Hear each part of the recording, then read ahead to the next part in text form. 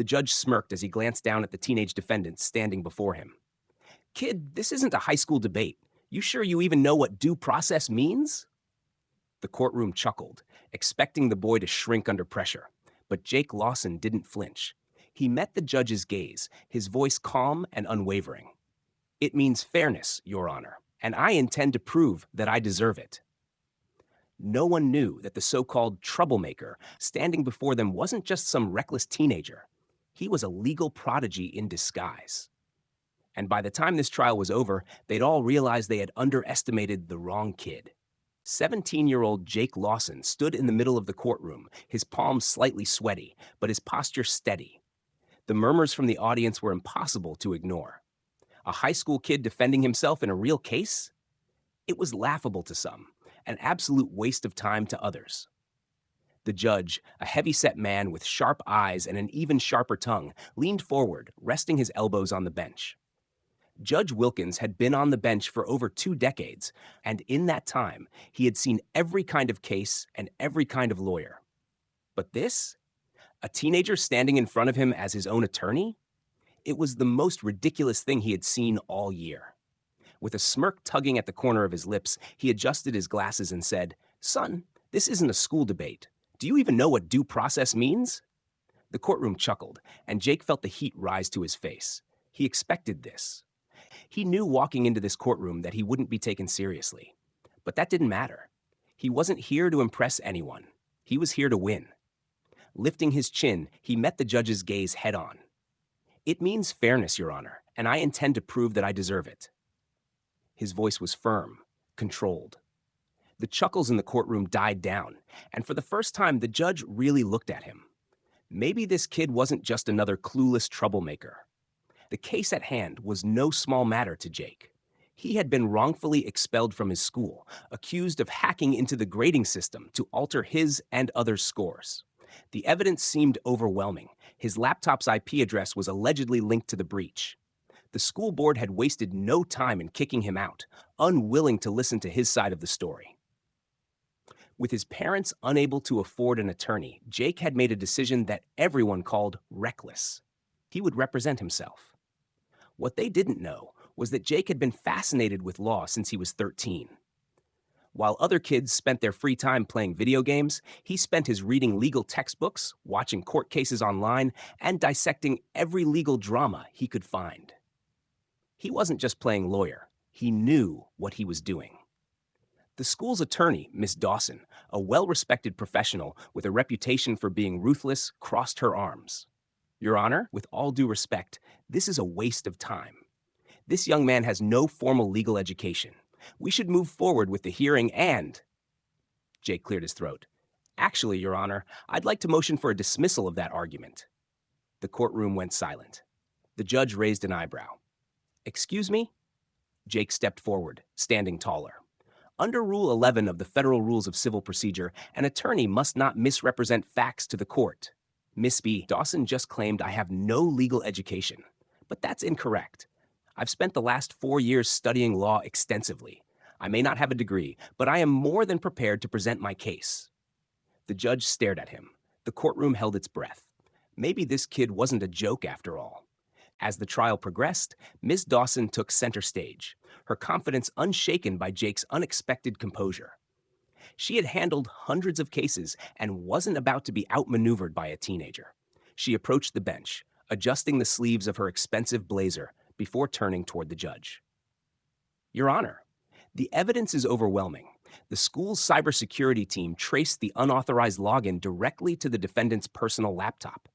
The logs clearly show that his device accessed the grading system and modified multiple records, including his own. This is a textbook case of hacking." She turned toward Jake with a smug smile, as if daring him to counter her argument. Jake, however, remained unfazed. He took a slow breath, carefully choosing his next move. "Objection, Your Honor," he said, his voice calm but firm. "That's a mischaracterization of the evidence. The logs indicate an IP address that belongs to my device, but that does not prove I personally accessed the system." Judge Wilkins arched an eyebrow, intrigued. "Are you saying your laptop was hacked?" Jake nodded. "Yes, Your Honor. The prosecution is relying on circumstantial evidence to paint me as guilty without considering the possibility that my device was used as a scapegoat. IP addresses can be spoofed, devices can be remotely accessed, and school networks are vulnerable to cyber threats. If Ms. Dawson had conducted a deeper forensic analysis, she would have seen the discrepancies. Ms. Dawson let out a sharp laugh, shaking her head. That's a fascinating theory, Mr. Lawson, but let's not pretend you're some expert on cybersecurity. Jake smirked. I don't have to be an expert. I just have to know enough to prove reasonable doubt. And I do. He walked toward the evidence table and pulled out a folder filled with printouts. I anticipated that my laptop would be used against me, so I conducted my own investigation. The school network has had multiple breaches in the past year, most of which were brushed under the rug. In fact, 3 months ago, an anonymous report flagged a vulnerability in the school's firewall. That vulnerability would have allowed a hacker to gain remote access to any device connected to the school's Wi-Fi. He handed a copy of the report to the judge. Wilkins skimmed through the document, his expression darkening. He then turned to Ms. Dawson. Did your investigation account for this vulnerability? Ms. Dawson's confidence wavered for the first time. We did not find any evidence that the vulnerability was exploited in this particular case. Jake pressed forward. Or maybe you didn't look hard enough. The real hacker covered their tracks by routing the attack through my laptop, making it appear as if I was responsible. But there's something they didn't count on. I have an alibi. Judge Wilkins leaned forward. An alibi? Jake nodded. At the exact time of the alleged hack, I was at basketball practice. I have teammates and security footage to prove it. So tell me, Your Honor, how could I have been in 2 places at once? The courtroom fell silent. The weight of Jake's words settled over the courtroom like a heavy fog. Ms. Dawson's lips pressed into a thin line as she scrambled to regain control. The judge, now fully engaged, laced his fingers together and leaned forward. You're telling me, Judge Wilkins said slowly, that not only do you have an alibi, but you also discovered a security vulnerability that the school failed to address? Jake nodded, confidence surging through him. That's correct, Your Honor, and I can prove it. Ms. Dawson scoffed. Even if this so-called vulnerability exists, it's pure speculation to claim that someone used it to frame you. Jake smiled knowingly. Speculation? Not quite. He retrieved another document from his folder, holding it up. I ran a forensic scan on my laptop after the accusation was made. I found an unfamiliar remote access tool buried deep in my system, disguised as a harmless school-issued software update. Murmurs rippled through the courtroom. Even the school's representatives, sitting stiffly on the other side of the room, exchanged nervous glances. Jake placed the document in front of the judge. I've highlighted the line of code that doesn't match the school's official software updates. It was modified by an external source, someone who had administrative access to the school's system. That means the hacker wasn't some random outsider. It was someone on the inside. Judge Wilkins studied the document, his brow furrowed. And you believe this person used your laptop as a scapegoat?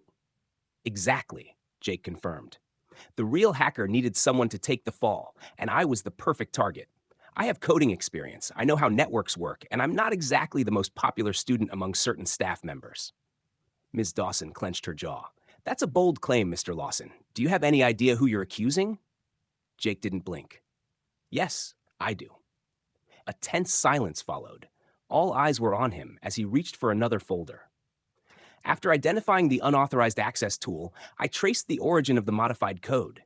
It shares a unique signature, one that matches code written by the school's own IT administrator, Mr. Calloway.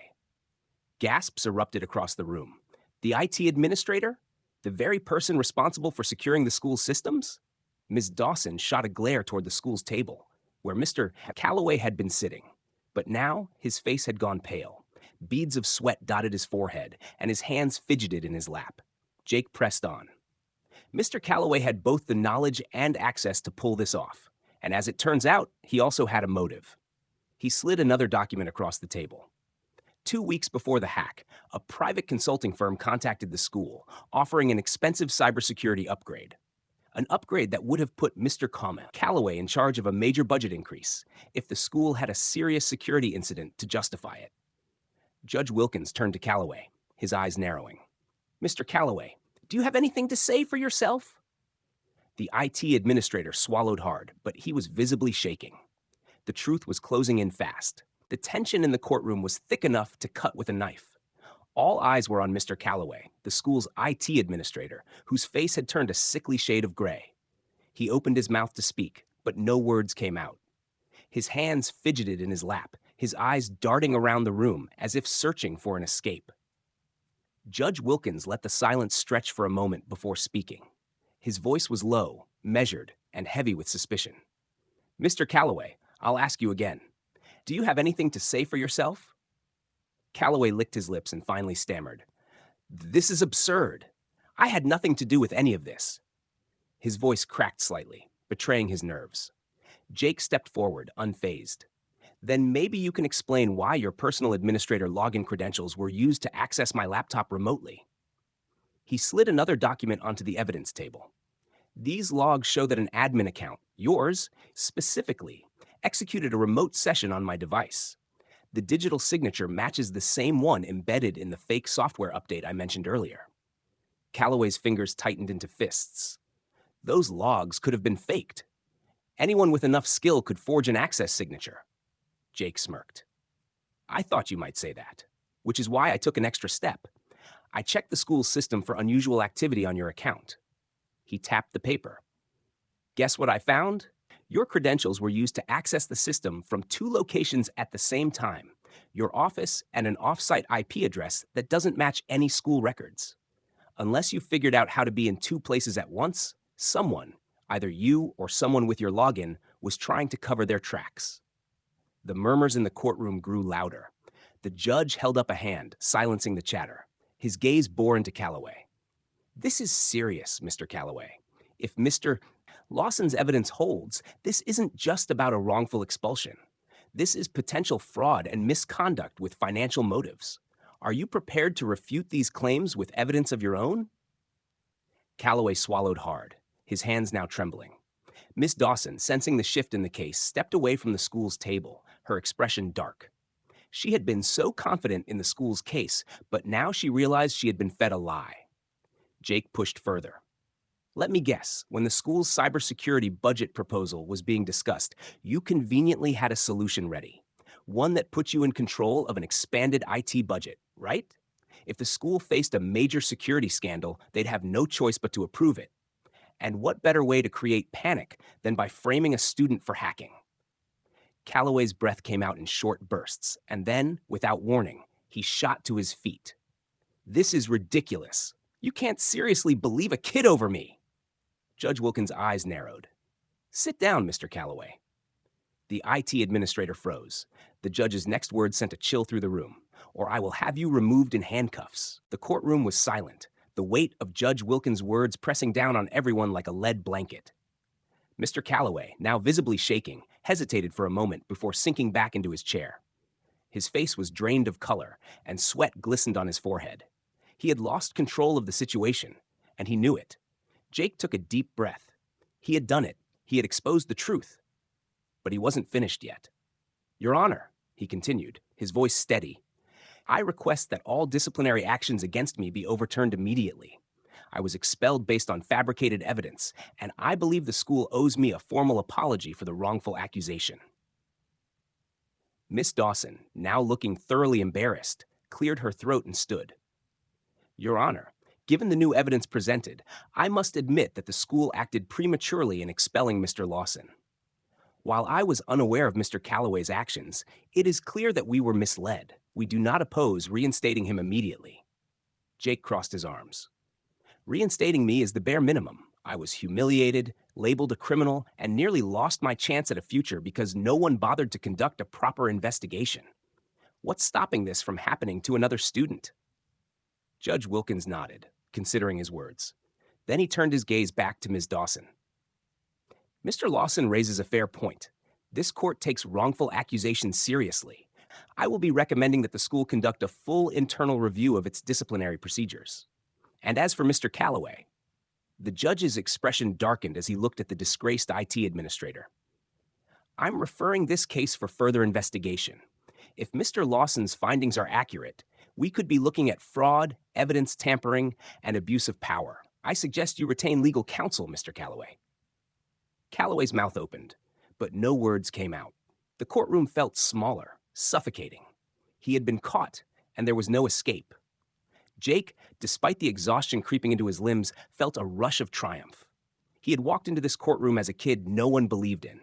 Now, he was walking out as someone who had just dismantled a corrupt scheme and proven himself in front of a judge. As the courtroom adjourned, people began murmuring, some in awe, some still in disbelief.